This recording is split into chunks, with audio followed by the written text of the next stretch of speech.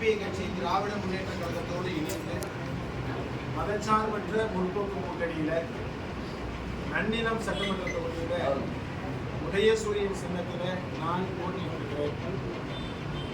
நடைபெற்றிருக்கிற இந்த சட்டமன்ற தேர்தல் என்பது அது வெறும் சட்டமன்ற தேர்தல் மட்டுமல்ல, மாறாக அது தமிழ்நாட்டினுடைய மக்களுக்காக சேவையாற்றிக் கொண்டிருக்கிற திராவிட முன்னேற்ற கழகத்தின் தலைமையிலான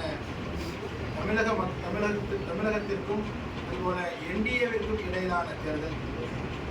எனவே இந்த தேர்தலிலே மே மாதம் 4ஆம் தேதி வரவிருக்கிற தேர்தல் முடிவுகள் நிச்சயமாக மதச்சார்பற்ற முற்போக்கு கூட்டணி திராவிட முன்னேற்ற கழகத்தின் தலைமையிலான இந்த கூட்டணி வெல்வோம் 200 படைப்போம் வரலாறு என்பதை உறுதிப்படுத்துகிற தேர்தலாக அமையும். நடைபெற்றிருக்கிற இந்த தேர்தலை பொறுத்தவரை தமிழக மக்கள் வளர்ச்சியை விரும்புகிறார்கள். திராவிட மாடல் நல்லாட்சியை நடத்தி கொண்டிருக்கிற திராவிட மாடல் நாயகர் தமிழகத்துடைய முதல்வர் மாண்புமிகு தளபதி அவர்கள் மிகச்சிறப்பான ஆட்சியை கடந்த 5 ஆண்டுகளிலே தந்து மிகச்சிறப்பான நலத்திட்டங்களை, அதிலும் குறிப்பாக இந்தியாவே திரும்பி பார்க்கிற அளவிற்கு நலத்திட்டங்களை செயல்படுத்தியிருக்கிறார். இந்த நலத்திட்டங்கள் அடித்தட்டு மக்கள் வரை இப்பொழுது சென்றிருக்கிறது. அதிலும் குறிப்பாக வாக்காளர் பெருமக்களாகிய பெண்கள் இதனை முழுவதுமாக வரவேற்றிருக்கிறார்கள். இது தொடர வேண்டும் என்று விரும்புகிறார்கள். இப்படி ஒரு அரசு தமிழக மக்களுக்கு அவசியம் என்று விரும்புகிறார்கள். ஒன்றிய அரசு நடத்தி கொண்டிருக்கிற இந்த காட்டு அராஜக ஆட்சிக்கு எதிராக தமிழக மக்களை காக்கிற அரணாக தமிழக அரசு, தமிழகத்துடைய முதல்வர் செயல்பட்டுக் கொண்டிருக்கிறார் என்பதாக அவர்கள் விரும்புகிறார்கள், நம்புகிறார்கள். அத்தோடு திராவிட முன்னேற்ற கழகத்தினுடைய தேர்தல் அறிக்கை இந்த தேர்தலுடைய ஒரு ஹீரோவாக அது செயல்பட்டிருக்கிறது. இப்படி பலதரப்பட்ட மக்களுடைய விருப்பத்தோடு இந்த தேர்தலில் மீண்டும் மதச்சார்பற்ற முற்போக்கு கூட்டணி திராவிட முன்னேற்ற கழகத்தின் தலைமையிலான கூட்டணி நிச்சயமாக 200க்கும் அதிகமான தொகுதிகளில் வெற்றி பெறும். மே மாதம் 4ஆம் தேதி மீண்டும் தமிழகத்துடைய முதல்வராக மாண்புமிகு தளபதி அவர்கள் மீண்டும் பொறுப்பேற்பார்கள் என்பதை இந்த தருணத்தில் நாங்கள் நம்பிக்கையோடு தெரிவித்துக் கொள்ள கடமைப்பட்டிருக்கிறோம். நன்னிலம் சட்டமன்ற தொகுதியில் உதயசூரியன் சின்னத்தில் நான் போட்டியிட்டேன். நன்னிலம் சட்டமன்ற தொகுதி கடந்த 15 ஆண்டுகளாக மிக மோசமான எந்த விதமான வளர்ச்சி மற்றும் அடிப்படை வாழ்வாதாரங்கள் அற்று இருந்த அந்த தொகுதியிலே ஒரு மாற்றத்தை அங்கே இருக்கிற மக்கள் விரும்புகிறார்கள். அதிலும் மக்கள் சேவையாளனை மக்கள் விரும்புகிறார்கள். அந்த அடிப்படையில் இந்த முறை நன்னிலம் சட்டமன்ற தொகுதியில் உதயசூரியன் உதிக்கும். உதயசூரியன் சின்னத்திலே போட்டியிட்டிருக்கிற நான் பெருவாரியான வாக்குகள் வித்தியாசத்தில் வெற்றி பெறுவேன்.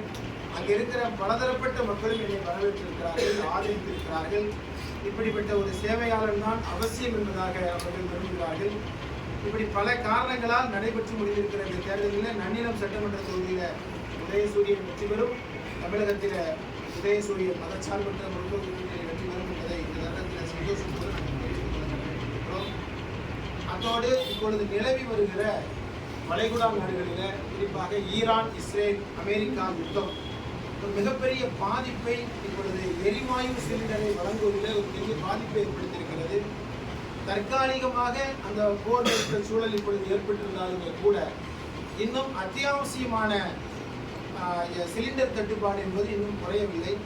அந்த சிலிண்டர் தட்டுப்பாட்டை சரி செய்வதற்கான எந்த நடவடிக்கையும் ஒன்றிய அரசு இதுவரை எடுத்திடவில்லை. இதன் காரணமாக உணவு தட்டுப்பாடு ஏற்பட்டிருக்கிறது. அது ஒரு பொருளாதார வளர்ச்சியை அது பாதிக்கும் என்பதாக கருதுகிறோம். எனவே ஏற்பட்டிருக்கிற ஒரு அசாதாரண சூழலில் ஒன்றிய அரசு விரைவாக செயல்பட்டு பொருளாதார சிக்கல்கள் ஏற்பட்டிராதவாறு, அடித்தட்டு மக்கள் பாதித்திராதவாறு, அன்றாட சேவைகள் பாதித்திராதவாறு எரிவாயு சிலிண்டரை தட்டுப்பாட்டை உடனடியாக குறைப்பதற்கான போர்க்கால நடவடிக்கைகளை எடுத்திட வேண்டும் என்று நாங்கள் ஒன்றிய அரசுக்கு கோரிக்கிறோம்.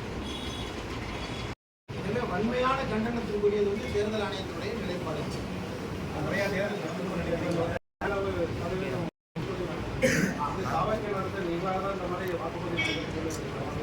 அப்படி சொல்ல முடியாது. என்ன காரணம்னா எஸ்ஐஆர்ல ஏறத்தாழ பல வாக்காளர்கள் நீக்கப்பட்டிருக்கிறார்கள்.